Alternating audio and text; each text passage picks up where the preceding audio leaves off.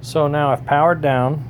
Track is still, well, track's got no power. Transformer's on. At any rate, nuances for TMCC if anybody wants to know. And I know this is a rat's nest, but if you look down in there, you see the two black leads. One of the black leads will go over to this power pickup here.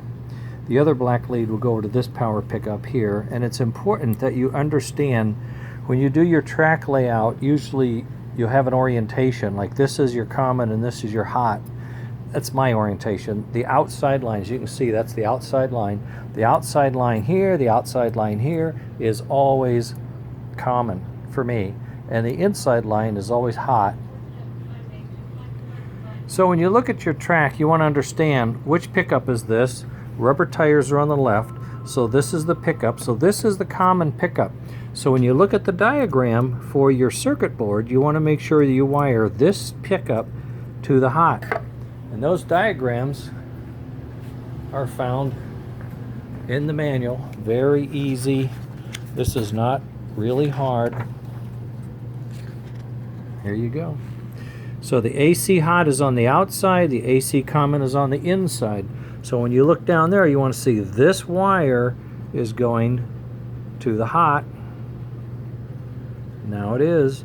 And this wire, which goes around into that, is going to the common.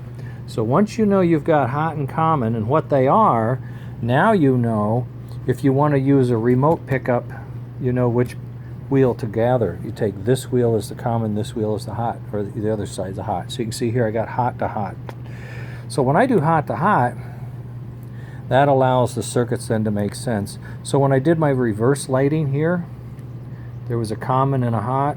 You want to make sure then when you wire those up, I had them backwards before and they weren't working because they're diodes in there, they only go one way. So I had to reverse the leads to get them to work, and that's what I was just doing as I picked up the phone to record this. So I'm already at 2 minutes. Ag.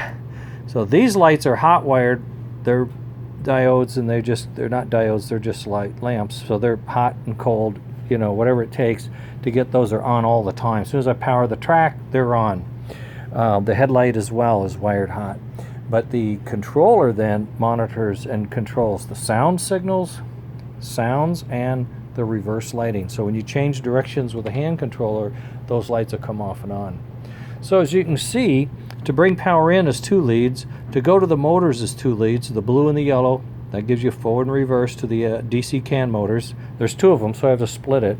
All of this other wiring you're seeing here, these 3 leads go to the speaker sound system, All the other wires are lights, so don't get excited about that. 3 wires come back here and plug into the soundboard. That gives it power, ground, and the blue is the antenna signal. There's an antenna up here, and that picks up the wireless antenna signal to the cab and from the track, and that tells the soundboard what to do. So when I hit the horn button, signal goes to the horn controller, horn fires and goes.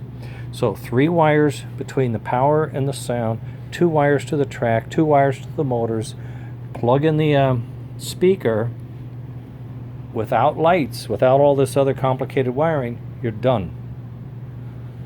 It's not that hard. All this other stuff is if you want them. You can put in electric couplers, and you can get those electric couplers from Flionel in scale, and I've put a few on. I find it not worth it. There is an antenna, there's a program run button, and a front and rear light, and then you can have a feature. In the steam engines, that feature is smoke. It's pretty exciting. And in my diesel Santa Fe the other day, had it on, that's where my smoke comes from. My smoke power comes from that feature. There's your AC hot, and then brush, don't look at this, brush 1 and 2. These are just 2 sides of the DC can. And that's it. So it's simple, not cheap, but it's simple. Okay, I'm going to shut down and see what I got left.